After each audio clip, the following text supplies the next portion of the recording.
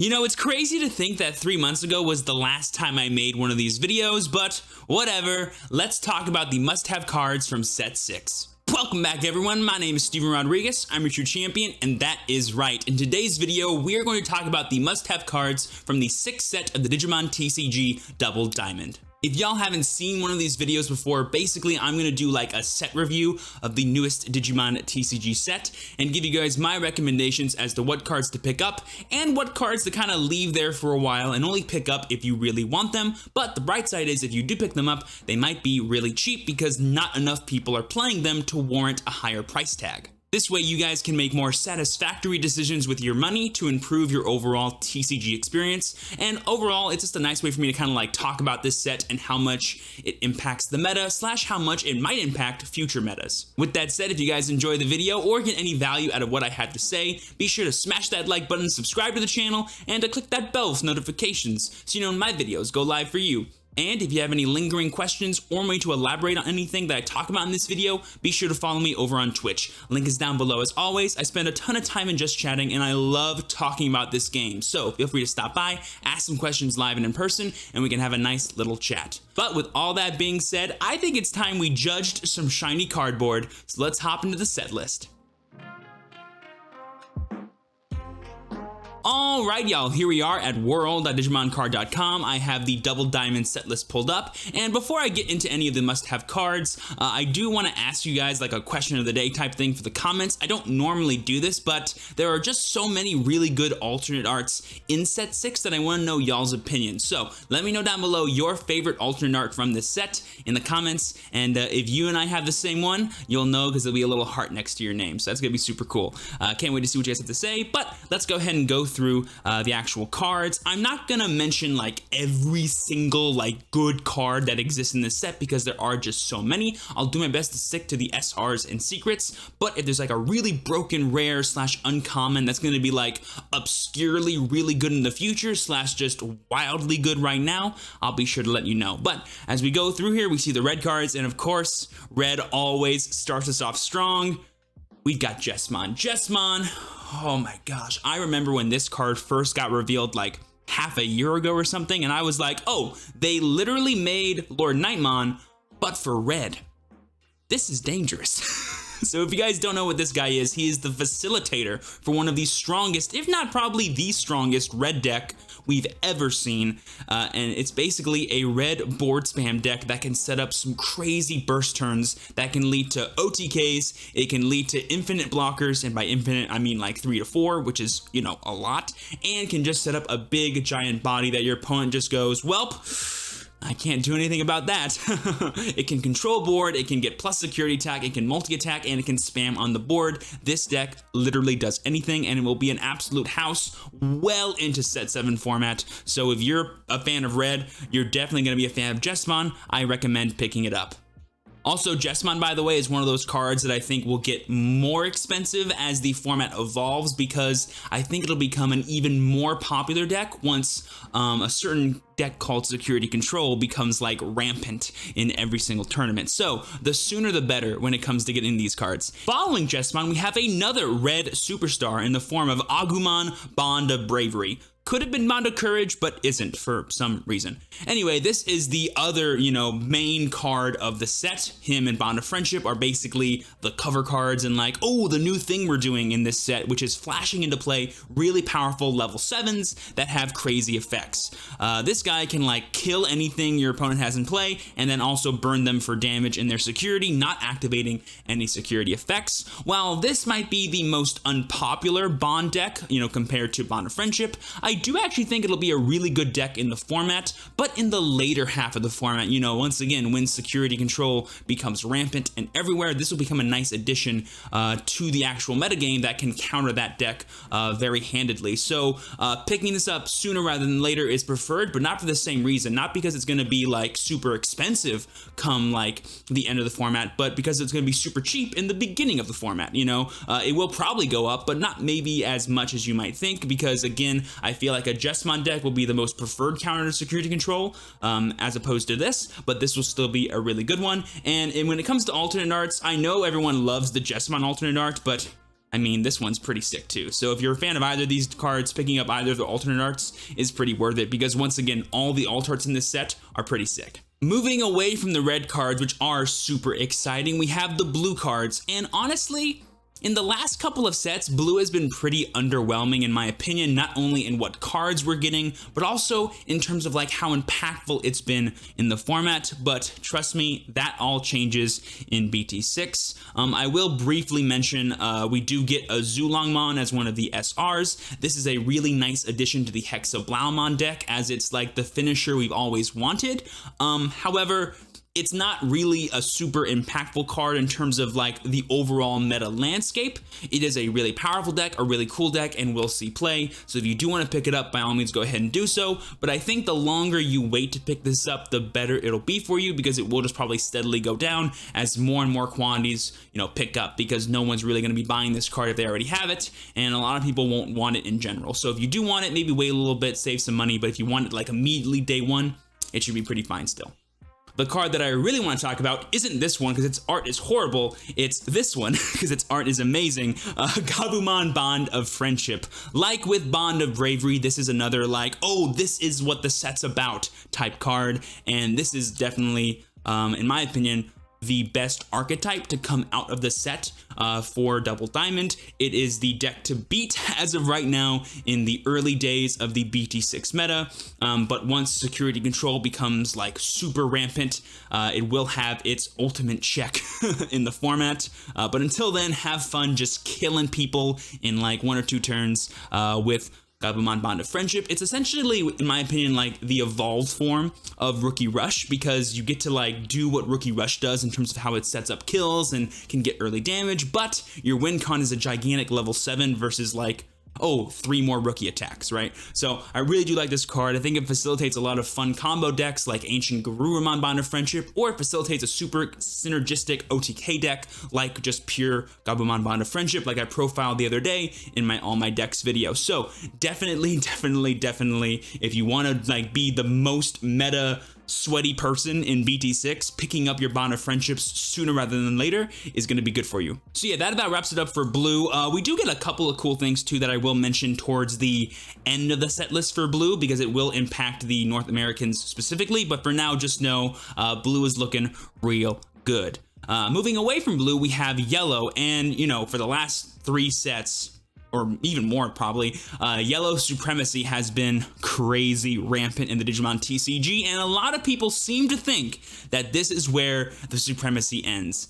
Well, I'm here to tell you that might not be the case, because while we don't get like broken, set 5 or set 4 level cards in this set, we do get some pretty cool ones, like 8mon's pretty sick. I'm kind of a big fan of this Pulsemon. I think there are some cool things you can do with it, especially in War Greymon decks, but we also get an SR, which I think is like weirdly good if people like put their faith in it, and that's Dynasmon. If you guys don't know what this guy does, he has like 2 effects. The first one is basically when he's digivolved, you can like look at the top 6 cards of your deck, add 2 level 6, and then trash the rest. This is really good for adding to your overall consistency of finding specific level 6s, and for maybe having synergy with cards like Mastemon to call cards from your trash. Really cool. But the second effect is the one that I like the most, which is once per turn, during all turns, when a card is removed from your security stack, doesn't matter how, if you have 3 or fewer security cards, trigger recovery +1. So effects like Blinding Ray, if you go from like 3 to 2, are actually just +2 memory.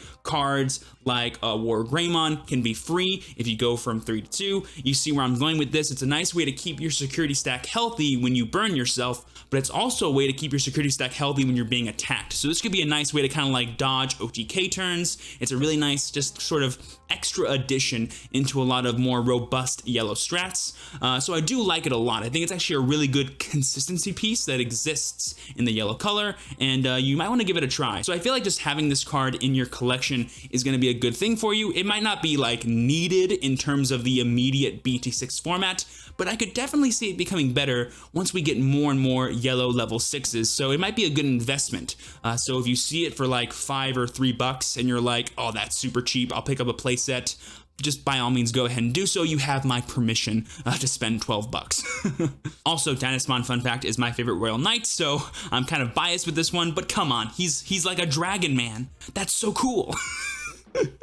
Alrighty, my biases aside, let's talk about the biggest disappointment of set 6, and that is green. Now, I know, this is the introduction of the green hybrids, Arbormon, Petaltramon, and Ancient Troymon. The problem is that they didn't get an actual real SR, and the only real piece of support that like mono green strats, or the green that we've known and loved for the past 5 formats, is really Ancient Troymon. And while this card is crazy cool, it's a double Rosemon, it's sticky, it can facilitate a really cool green control strat that does exist in BT6, it's just not good enough to compete in the current format because of how explosive other decks are, and the only real time these cards are going to be needed is during BT7, when the new hybrid support comes out for green, like Beetlemon and Ancient Beetlemon.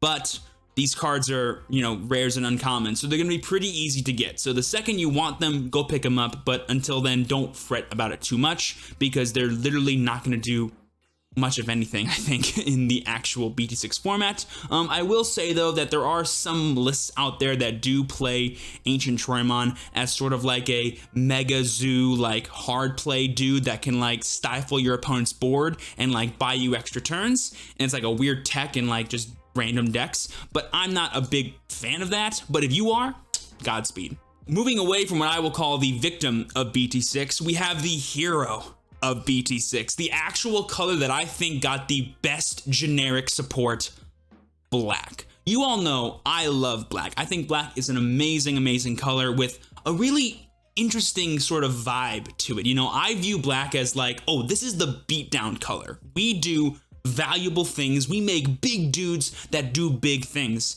And in this set, we get some crazy good additions to that strategy. We get some really high quality rookies and champions like Chikurimon, like Makamon, Nanimon, and we even get some new like random cards like Mamamon and the new decoy mechanic that can enable us to kind of dodge removal spells. Mamamon is one of the SRs that we get in black. It's really cute, it's really cool. When he dies, you can 1-for-1 with something else your opponent has, and of course he does have decoy, so if they go for like a removal spell, you can like kill one of their dudes in the process. It makes it really annoying for them. It's a cool card. He'll be super cheap, so pick him up if you want him to. But the real card that black got is the best form of removal it's ever gotten, in the form of Gankumon, one of my other favorite Royal Knights. And this card is insane. I mean, it's just so good. He has 2 effects. The first one is when Digivolving, delete all of your opponent's Digimon with the lowest play cost. So you can destroy multiple things, you can destroy one big thing if that's the only thing they have. It's really cool. Your opponent has to like always play around this, and if they're not, you can punish them super hard. And then he just gains like plus security attack for no reason on a 12k body. Insane card. And there's another card you're going to see later that can facilitate not only strategies right now for black, but a lot of strats in the future for black. So a super high quality set for black in terms of generic support, and in terms of support it's kind of needed for the longest time. So this set feels like to me the savior for all the black fans out there. And while there'll be a ton of decks that could exist, there's really only going to be 2, and the main cards you want to pick up for that set are pretty much all the commons and uncommons, and then Gankumon. And then one more card that I will talk about in a second, but just know that while black isn't going to be making the biggest waves ever in BT6, this set gives it its best shot, which I love. Moving on to purple, I'm a little on the fence here about how good or bad I think purple is in this set. I will say we get a ton of fun toys. We get like a new mechanic introduced into purple via the discard effects and all the things that can gain advantage. We also get a much needed card in the form of Impmon, which can let us recycle Great Demon Lords, which, given that we just got revealed a brand new Demon Lord, is gonna be like really good, but it's an uncommon, so just pick them up and you'll be good to go. But we also have all these really cool like discard outlets, discard gainers or dudes that gain effects when they get discarded, and they're all facilitated by the main new boss monster in purple, Titamon. Now, when BT6 first came out, I was a huge fan of Titamon, and I love this whole like, oh, I'm losing cards, but not really. I'm actually gaining a ton of effects, and I'm actually plussing and digging through my deck. I find all this really cool. He hits hard, he sets up Zwart combos. It's so cool. But given what I've seen in both the Japanese format and most recently in the, other regions formats for BT6, I haven't seen Titamon do that much. The other purple archetype that got introduced in this set Three Musketeers, that's the one that's doing, I think, the most. And it really has nothing to do with like the main theme of BT6 for purple. So I kind of feel a little weird about like recommending purple cards, because I feel like unless you're a purple fan, there's really no reason to play it. Because if you want to play Three Musketeers, you're really just playing a pseudo security control deck.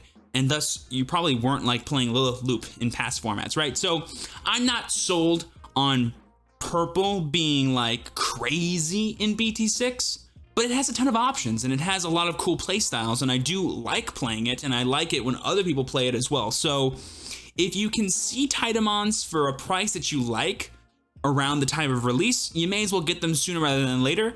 But I'm 99% sure this card's gonna go down in price like every single week like clockwork in BT6, because no one's playing it. And this feels like the only card that, besides Bielstermon, will be super expensive. Okay, moving on to a very confusing section. We have the white Digimon. First things first, we have the Sistermon Blanc and CL Duo that are more Royal Knights and Jessamon support. If you're playing those decks, definitely pick up these cards. But I do want to note that we in the English format or the global format have Seal, and in Japan they have Noir. And the only difference between those two cards is their attribute. This one is Data and the other one is Virus. Those are the differences. Note that if it matters to your deck list. If it doesn't, don't worry about it. They do the exact same thing otherwise. After that, we have the Eosmon cards. I'm gonna be real honest with y'all. Besides the one that says you can meme it and play up to 50 copies of it in the same deck, I have no idea what these cards do. And frankly, I don't care what they do. They will not impact the meta at all. They're a giant meme, and the fact that this low-key counts as our green SR makes me upset as a green player. So if you want to ignore these cards, just like I have, by all means, go ahead and do so. On to what I actually care about, which are the two secret rares of this set. And if I'm really honest with you, I don't know which secret rare is better. In past sets, I could be like, oh, Lucimon, #1, no question. Zwart Defeat, best card in the entire set, no question. In this one, it's kind of a toss-up for me personally. I do think, in general, for the BT6 format specifically, Bielstarmon is probably the better card. It will definitely be the more expensive card, but as the format goes on and time goes on, I could totally see Alphamon creeping up in price because of the confirmed X antibody support in set 7 and the confirmed Alphamon / X anti support in set 8. Like, the second they reveal Oryuken mode, you guys, this card's gonna go up in price. I can guarantee it, and it's not even out yet in English. So, for both of these, I would argue that the best time to pick them up is like day 1, week 1, because that's probably when they're gonna be like the least expensive relative to their overall average price. But if you want to be a little patient on Alphamon, by all means go ahead and do so. But if you want to play the gamble of like when reveals go out or when they don't go out, then Godspeed to you.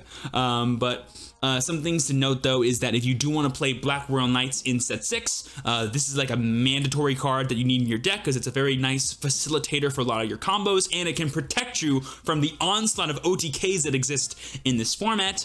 And if you want to play Three Musketeers / security control, in my opinion, this card is also a must-have at like 4 copies. So while other secret rares in the past you can get away with like 1 to 2 copies, for almost both of these we have like, you're gonna need a play set. So these will probably be the most expensive cards you'll spend your money on, and obviously we have like iconic card tax and waifu tax respectively for each of these, so definitely expect them to be some of the most expensive cards in the set. By the way, while we're on the subject of expensive cards, I feel like I should mention my opinions on the new Omnimon Alternate Art Sr. I believe the pull rate for this in English boxes is 1 in 5 cases.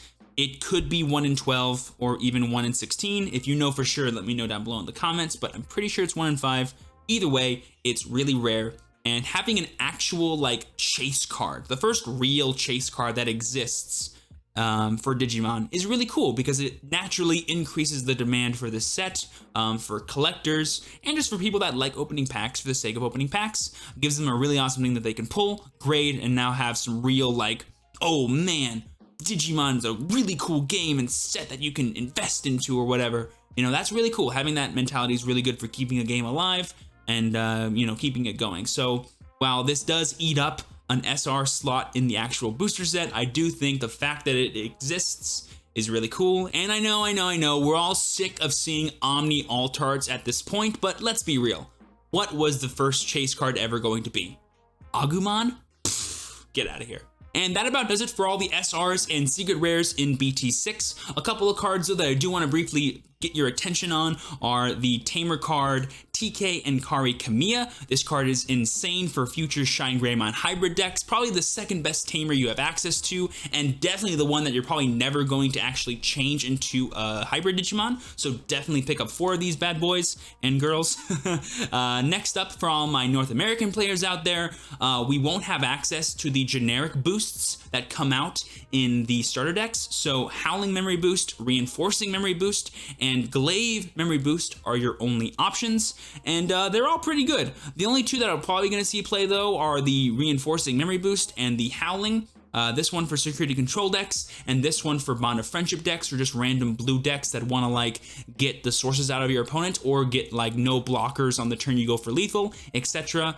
These cards are kind of niche, but they are really good, and until December, they are your only options. So yeah, definitely take note of those cards. And finally, I want to talk about what I think is the best option card in set 6, Jawalt Shawarma. I will still never be able to pronounce this. I'm just gonna call it Violence because I'm pretty sure this word means violence.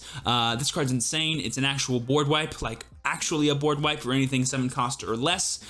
It's so good for security control and 3 Musketeer decks. It makes it really hard to play against those strats because you can't really build tall due to all the pinpoint removal they have, like Fly Bullet and Wyvern's Breath, and now you can't really build wide thanks to Jawalt Shawarma. So who knows what you're going to be able to do? It makes things very frustrating, to say the least. At least it does not activate in security. It has to activate from the hand, but you know what?